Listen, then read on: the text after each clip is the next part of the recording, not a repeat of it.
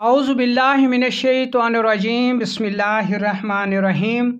कम अज़ कम इल्म तिब का हासिल करना हर फ़र्द के लिए बहुत ज़रूरी है ताकि वो अपनी सेहत को कायम रख सके और मर्ज़ की हालत में अपने लिए बेहतर मुआलिज का इंतखाब कर सके।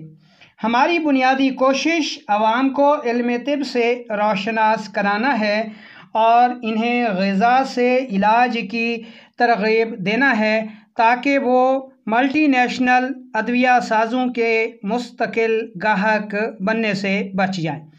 अस्सलामु अलैकुम वरहमतुल्लाहि वबरकातुहू। मैं हूं आपका मेज़बान हकीम लियाकत अली खिची और आप देख रहे हैं हमारा यूट्यूब चैनल हर्बल वर्ल्ड। और आज का हमारा मौजू है कि सीमन रिपोर्ट को कैसे पढ़ा जाए, यानी इस बारे में नौजवानों को मुकम्मल मालूमात होनी चाहिए ताकि वो अपनी रिपोर्ट को पढ़कर समझकर अपने मर्ज़ की शिद्दत का अंदाज़ा लगा सकें और उसके मुताबिक इलाज कर सकें या किसी मौलिज से रब्ता कर सकें। तो इसमें सबसे पहले हम सीमन यानी मनी की तारीफ़ कर लेते हैं कि मनी से मुराद औरत और मर्द का वो पानी मुराद लिया जाता है जिसमें औलाद पैदा करने वाले स्पर्म्स पाए जाते हैं। अब स्पर्म्स की तारीफ़ देख लें कि स्पर्म एक छोटा सा किरम होता है। इसका एक सर यानी हेड होता है और इसकी एक दुम होती है। इसका जो सर होता है वो नेज़े की तरह नोकदार होता है जिससे ये औरत के अंडे को तोड़कर इसमें घुस जाता है, जबकि इसकी दुम लंबी और मुतहरिक होती है जिससे ये तेज़ी से हरकत करता है। अब हम देख लेते हैं कि सीमन किन चीज़ों का मुरक्कब है। सीमन 3 चीज़ों का मुरक्कब है। नंबर 1, इसमें मनी का पानी पाया जाता है, ये दिमाग और आसाब से बनता है।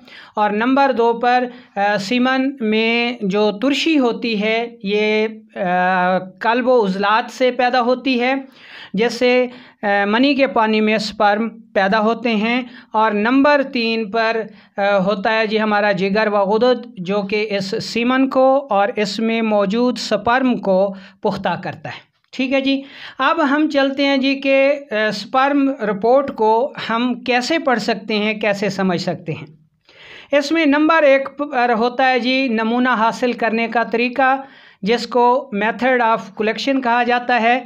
यानी ये सीमन जो है वो किस तरीके से हासिल किया गया है, यानी हाथ से मुश्तज़नी करके हासिल किया गया है या फिर अपनी बीवी से जमा करके हासिल किया गया है।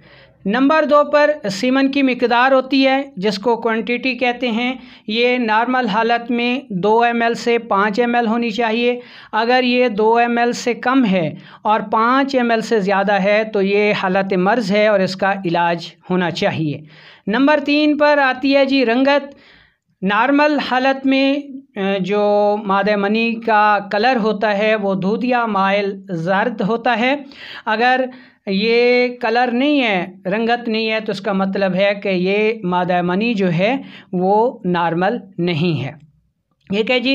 नंबर 4 पर आता है जी गाढ़ापन, जिसको विस्कोसिटी भी कहते हैं। और नॉर्मल हालत में जो मनी का कवाम है, ठीक है, उसमें जो स्पर्म होने चाहिए वो 15 मिलियन से 20 मिलियन पर ml तक होने चाहिए। नंबर 5 पर आता है जी pH लेवल, के नॉर्मल हालत में जो मनी का pH लेवल होना चाहिए वो 7.2 से 8.2 के दरमियान होना चाहिए। अगर ये pH लेवल इस लेवल में नहीं है, यानी 7.2 से 8.2 तक नहीं है, तो ये मनी नॉर्मल नहीं है। अब नंबर 6 पर आती है जी स्पर्म की मिकदार, जिसको स्पर्म काउंट कहते हैं। नॉर्मल हालत में मनी में जो स्पर्म की मिकदार होनी चाहिए वो 60 से 120 मिलियन पर ml होनी चाहिए। अब नंबर 7 पे देखें तो इसमें आती है जी मोटेलिटी, के जो नॉर्मल स्पर्म की मिकदार है, इसमें जो स्पर्म की हरकत है उसमें 50% स्पर्म जो हैं वो एक्टिव होने चाहिए और उसके बाद फिर स्लगिश या नॉन मोटाइल की मिकदारें जो हैं वो लिखी जाती हैं। अब नंबर 8 पर आ जाती है जी शेप, के स्पर्म की शेप क्या होती है। शेप में हमने आपको बताया कि जो स्पर्म है उसका एक हेड होता है जो नेज़े की तरह नोकदार होता है और एक उसकी दुम होती है। ठीक है जी, अगर उसकी जो हेड है वो नोकदार नहीं है, नेज़े की तरह नहीं है, ठीक है, तो ऐसा स्पर्म जो है वो औरत के ओवम को फाड़कर उसमें नहीं घुस सकता, जिससे स्पर्म पूरे होने के बावजूद भी हमल कायम नहीं होता। या दूसरी हालत में स्पर्म की जो दुम है वो अगर मुतहरिक नहीं है तो ऐसी सूरत में भी ये स्पर्म औरत के ओवम को तोड़कर उसमें दाखिल नहीं हो सकता, उस पर पहुंच नहीं सकता। अगर स्पर्म का हेड जो है वो ठीक नहीं है तो ऐसा अमूमन गुदी तहरीक में और उज़लाती तहरीक में सामने आता है। और अगर स्पर्म की हरकत जो हैं उसकी दुम जो है उसकी हरकत सुस्त हैं तो ऐसा अमूमन आसाबी तहरीक में और उज़लाती तस्कीन की सूरत में सामने आता है। ठीक है जी।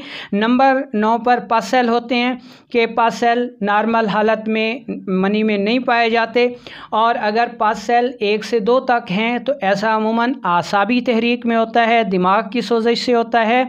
और अगर पास सेल 5 से ज़्यादा हों या रिपोर्ट में मैनी लिखे जाएं यानी अनकाउंटेबल लिखे जाएं तो ऐसा गुदी तहरीक में यानी हरारत की ज़्यादती से होता है। नंबर 10 पर आरबीसी होते हैं। आरबीसी अमूमन उज़लाती सोजिश की वजह से आया करते हैं। और नंबर 11 पे अगर एज़ोस्पर्मिया लिखा हुआ है तो इसका मतलब ये है कि ऐसे मरीज़ की रिपोर्ट में जो स्पर्म हैं वो ज़ीरो हैं, ना ज़िंदा हैं ना मुर्दा हैं, कोई चीज़ भी नहीं है, 0 है। और नंबर 12 ओलिगोस्पर्मिया के ऐसी सूरत में जब ओलिगोस्पर्मिया रिपोर्ट में लिखा हुआ हो तो उसका मतलब ये है कि जो सीमन है उसकी मिकदार है वो नॉर्मल हालत में एतदाल से बहुत कम है। ऐसा किसी भी तहरीक में हो सकता है, यानी आसाबी तहरीक में भी मनी कम हो सकती है, उज़लाती तहरीक में भी कम हो सकती है और गुदी तहरीक में भी कम हो सकती है। तो ये हो गया जनाब सीमन रिपोर्ट के पढ़ने का तरीका। अगर स्पर्म कम हैं तो उसके लिए आपको एक नुस्खा जो है वो मैं यहाँ पे बता रहा हूँ, आपने ये नुस्खा बना लेना है और ये इंशाअल्लाह 10 से 15 दिनों में इसके इस्तेमाल से स्पर्म की शेप भी दुरुस्त होती है, उसकी मिकदार भी बढ़ती है और उसकी एक्टिविटी भी बढ़ जाती है। इसमें कौन कौन सी चीज़ें आपने लेनी हैं? सबसे पहले आपने लेना है जी सतावर, ठीक है जी।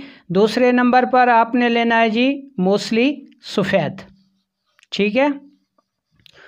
और तीसरे नंबर पर आपने लेना है जी असगंध नागोरी, ठीक है। और चौथे नंबर पर आपने लेना है जी गोखरू। ये 4 चीज़ें आपने बराबर वज़न लेकर साफ़ सुथरा करके इंतहाई बारीक पाउडर कर लेना है और 3 ग्राम सुबह शाम निहार मुँह दूध के साथ इस्तेमाल करें और उसके 15 से 20 दिन के बाद टेस्ट करा लें तो इंशाअल्लाह स्पर्म की क्वालिटी, उसकी मिकदार, मनी के कवाम सब कुछ ठीक हो चुका होगा। उम्मीद है कि ये वीडियो आपको पसंद आई होगी। ख़ुद भी सुने और इसको आगे फॉरवर्ड भी करें।